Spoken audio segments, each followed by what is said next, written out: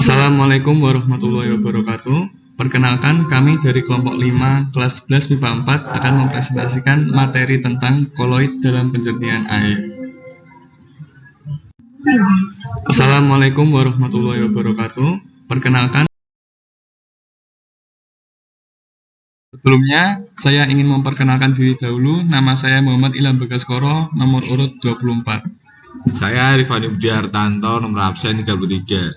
Saya Aisyah Fitnah, absen 16. Saya Aktarunisa Fauzia, absen 4. Saya Meutia Jaladewi, nomor absen 23. Saya Ursula Morenti Amarali, nomor absen 35.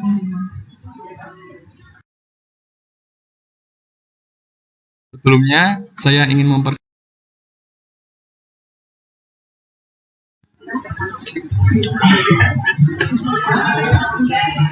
Baiklah, yang nomor pertama adalah pengertian.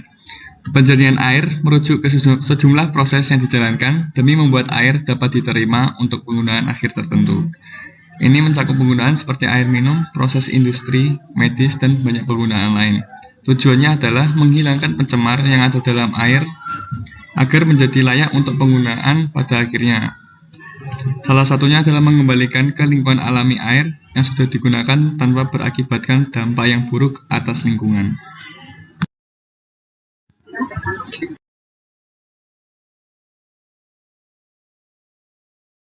Selanjutnya adalah koagulasi. Koagulasi adalah peristiwa pengendapan atau pengumpulan koloid. Koloid distabilkan oleh muatannya. Beberapa contoh peristiwa koagulasi dalam kehidupan sehari-hari adalah yaitu 1. Karet dalam latek dikumpulkan dengan menambahkan asam formis. Yang kedua, lumpur koloid dalam sungai dapat digunakan dengan tawas.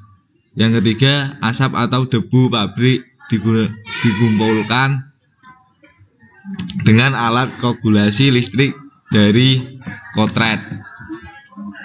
Selanjutnya adalah koagulasi. Yang ketiga adalah penyaringan. Hasil dari koagulasi dipisahkan dengan cara penyaringan. Hasilnya air menjadi jernih. Penyaring yang biasa digunakan adalah lapisan pasir, kerikil, dan ijo. Yang ketiga adalah penyaringan.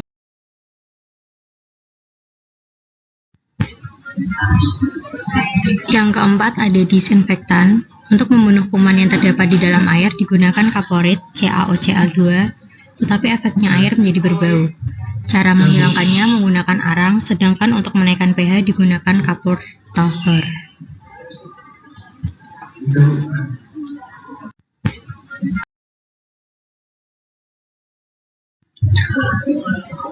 Ini adalah gambaran dari proses penjernihan air.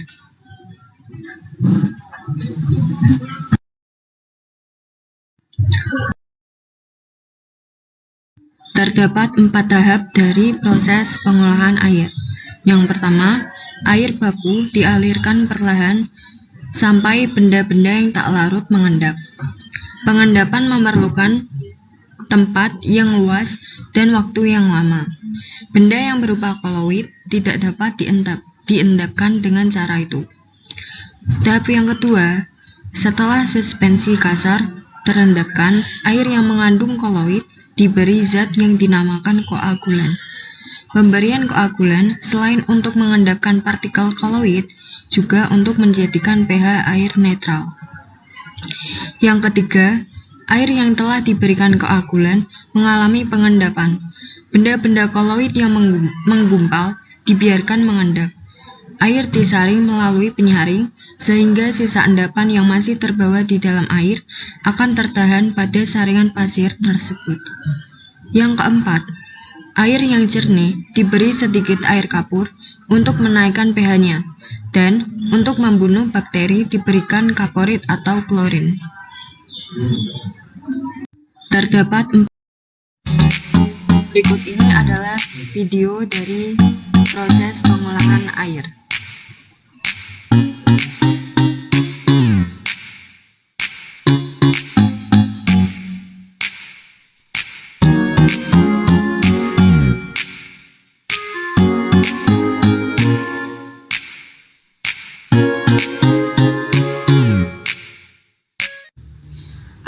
Assalamualaikum warahmatullahi wabarakatuh.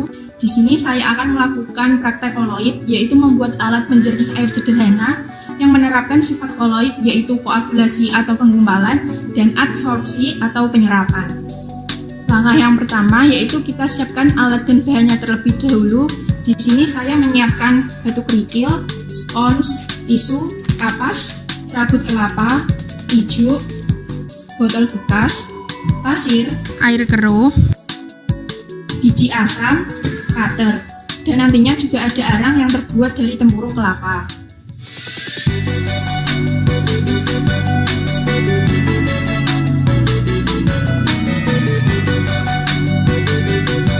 Dan juga jangan lupa untuk mencuci semua bahan yang akan digunakan hingga bersih.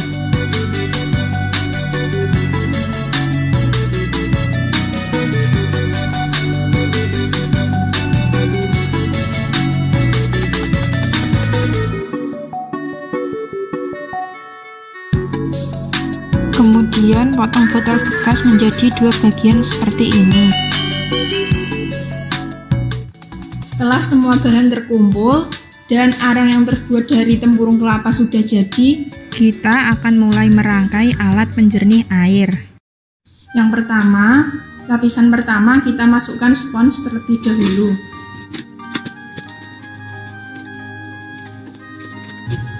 Usahakan seluruh permukaan botol tertutup oleh spons agar tidak ada air yang lolos dari filtrasi. Selanjutnya kita berikan ijuk. Kita masukkan ijuk dan tata rapat hingga tidak ada ruang yang tersisa. Pada lapisan selanjutnya kita masukkan arang yang terbuat dari tempurung kelapa.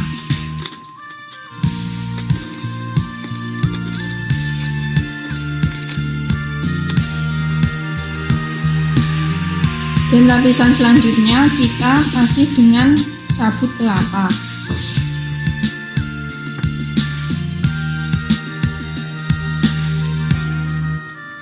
Sehingga tampak seperti ini. Dan pada lapisan selanjutnya kita isi dengan biji asam.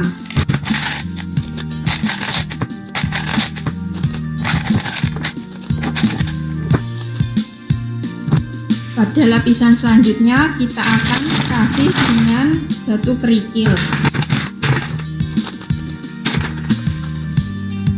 Sehingga tampak seperti ini. Dan lapisan selanjutnya kita taruh pasir ke atas batu kerikil.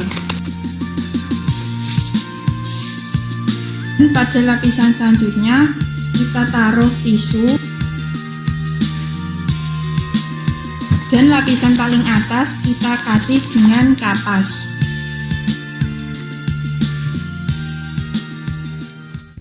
Di sini saya akan menjelaskan bagaimana cara kerja alat penjernih air ini. Yang pertama ada kapas dan tisu digunakan sebagai filtrasi pertama dalam menyaring air keruh. Nah, selanjutnya ada pasir yang digunakan untuk menyaring partikel-partikel halus yang terdapat dalam air keruh. Selanjutnya adalah biji asam. Biji asam di sini dipakai sebagai alternatif pengganti tawas untuk menggumpalkan kotoran-kotoran yang terdapat dalam air keruh. Yang selanjutnya adalah serabut kelapa. Serabut kelapa yaitu untuk menyaring kotoran-kotoran yang tidak tersaring pada lapisan atasnya.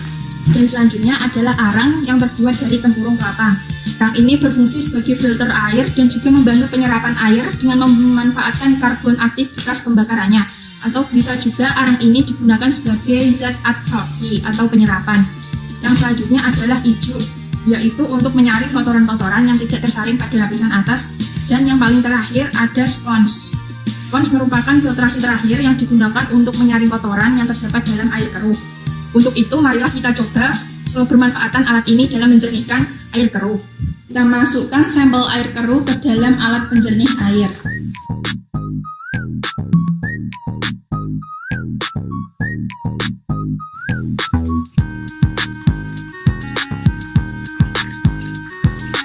Dan inilah hasilnya.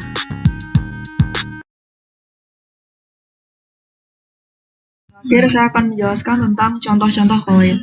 Yang pertama ada cat. Cat adalah koloid jenis sol, di mana partikel padat dibersihkan ke dalam suatu pelarut berwujud cair. Partikel padat dalam cat adalah pigmen warna, oksida logam, bahan penstabil, bahan pengawet, zat pengkilat, dan zat pereduksi. Yang kedua, ada pewarna kain. Dalam industri tekstil, koloid diterapkan dalam jenis sol agar proses penyerapan warna lebih baik serta maksimal. Ketika dilakukan pewarnaan, kain dicampurkan dengan garam Al2SO43 sehingga dihasilkan koloid AlOH3 yang lebih mudah menyerap warna. Yang ketiga, bidang kosmetik. Bahan-bahan kosmetik hampir 90% dibuat dalam bentuk koloid. Bahan berbentuk koloid mempunyai beberapa kelebihan, seperti mudah dibersihkan dan tidak merusak kulit serta rambut. Selanjutnya ada pengambilan endapan pengotor. Gas atau udara yang dialirkan ke dalam suatu proses industri sering mengandung zat-zat pengotor berupa partikel-partikel koloid. Untuk memisahkan pengotor ini digunakan alat pengendap elektrostatik. Pada alat ini digunakan alat pelat logam bermuatan untuk menarik partikel-partikel koloid. Selanjutnya, pemutihan gula. Gula tebu yang berwarna putih bersih berasal dari gula berwarna coklat kotor yang sudah diputihkan melalui sistem koloid. Caranya adalah larutan gula yang berwarna coklat dilewatkan dalam sistem koloid, yaitu mineral yang berpori. Setelah itu dilewatkan dalam arang tulang yang menyerap warna gula, sehingga larutan gula menjadi jernih tidak berwarna.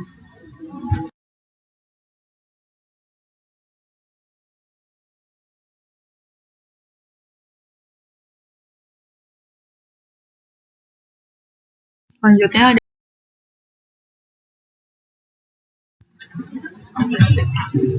Sekian presentasi dari kelompok kami. Terima kasih. Wassalamualaikum warahmatullahi wabarakatuh.